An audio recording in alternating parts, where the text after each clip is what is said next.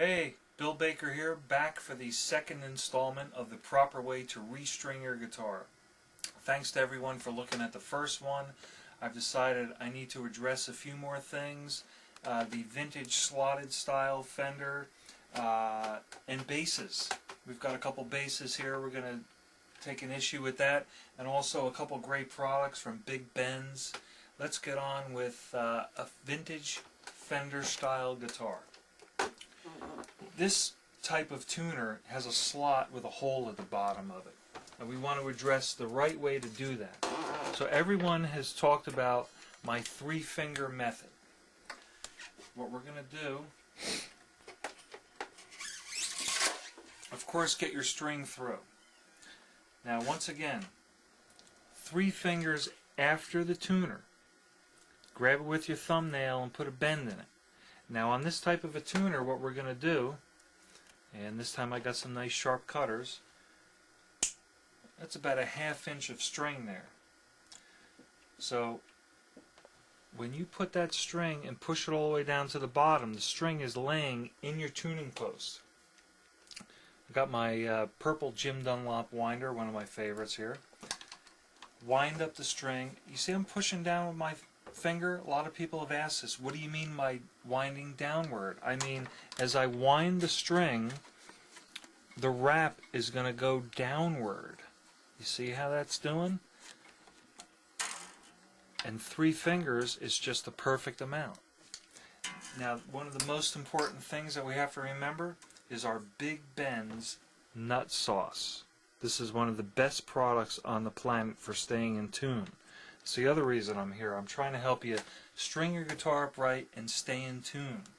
Don't be afraid to get some of this nut sauce in the nut slot, because this is what helps you stay in tune. And remember, like I said last time, don't be afraid to stretch the string out. See how I pulled that flat?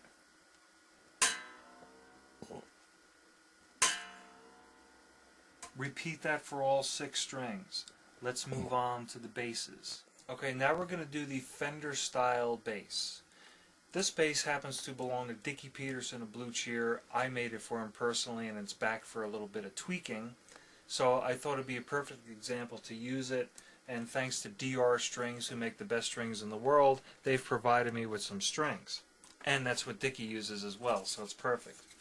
So I have the strings off of this bass. It's ready for a restring.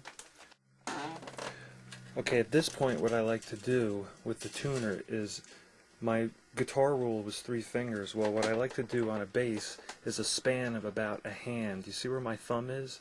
About that distance from the tuner should give us about 3 wraps. We're going to, right where our thumb is, we're going to put a nice sharp bend in it, and you can use pliers or whatever tools are necessary. After we make our sharp bend and cut it so it's about just a little over a 1/2 inch, we stick that right down into the hole nice and tight. Take it and wrap it around once,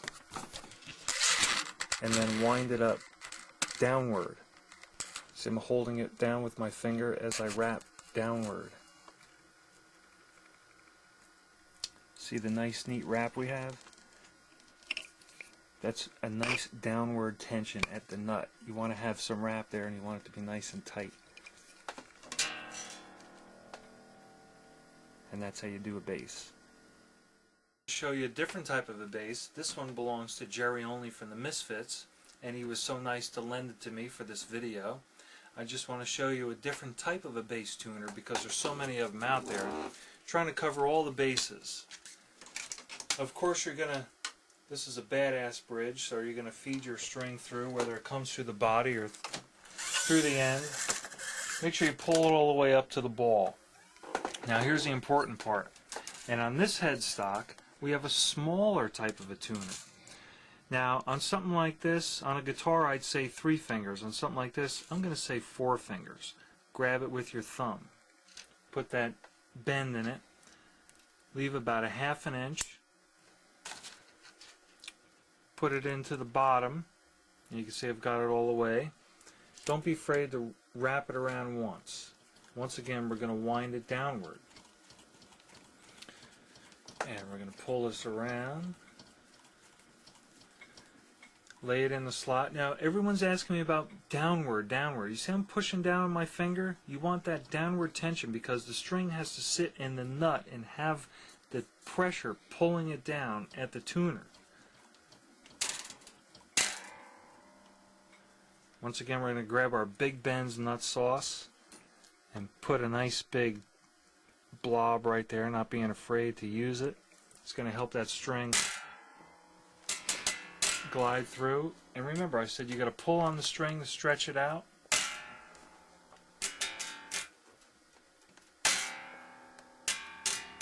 Of course, you're going to repeat it with all the other strings. Now we're going to move on to, I want to review a guitar just to follow everything up. And I'm also going to show you another product that Big Ben's has. It's called this gloss sauce. It's awesome stuff. Big Ben's gloss sauce is awesome stuff. I just want to show you a quick example of how great it works. You see the crud on the inside of this bass? Obviously that's from years of sweat, grime. You put a little bit on your cloth, right? You never want to put it on a big glob wet, but you just sort of work it in a little bit. Alright. And then you want to wipe it right off. Now I don't know if the light picks this up, but I don't know if you can see that shine, but that's how good gloss sauce works. I mean, that was sweat and grime for years, and I just cleaned it like it was nothing. So I want to wholeheartedly recommend Big Ben's gloss sauce. Here's what we're going to do with Sperzel or locking type tuners. Once you feed your string through, these are the spots you want to lube if you're going to put some lube, because this is the contact point. So you definitely want to put something right here and right here, even just a little bit. Now I like to align the tuner hole that way along the headstock. And we're going to take our string and feed it through, okay? Pull it tight. Lay that in that slot and pull on it. And then you can go down below, you tighten the little thumb wheel up, get it to lock. What it does is it clamps the string in the string post. I still like to bend it at an angle. Cut it right there as close as you can and wind it up, and that's how you do a Sperzel. Okay, now I just want to follow up on my 3-finger method for restringing because some people were unclear from the last video and I just want to go over it again. Of course, you're going to take your string and feed it through your bridge, tailpiece, whatever you got to do. This is a very unique guitar. It's made entirely of aluminum by Veleno. This used to be Ace Frehley's guitar. It was made for Lou Reed. Now we're at the D string. So any string you're going to do, regardless, 3 fingers past the post, grab it with your thumbnail and put a bend in it. See that nice sharp bend? I'm lining my tuner up this direction. On this side, I'd probably line it up that direction. Push it all the way through to the end of the bend. Make a sharp angled bend on the string that comes out. I can actually pick this guitar up and I haven't even wound the string yet. Grab your string winder,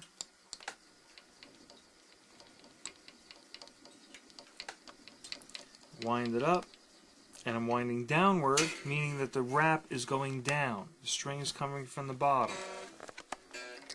You're going to grab your Big Ben's nut sauce, the best nut sauce on the planet, no jokes now. And there you go. Remember to stretch that string out.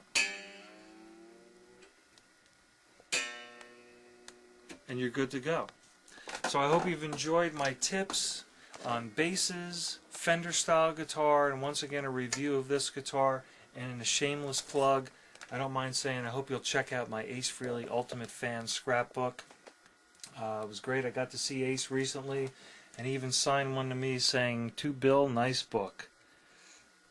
So I am a guitar tech for a living. I do guitars for lots of different people, and I hope that whatever little tips I've passed on that can help you stay in tune and rock better, it will help, and you'll have fun. Thanks again.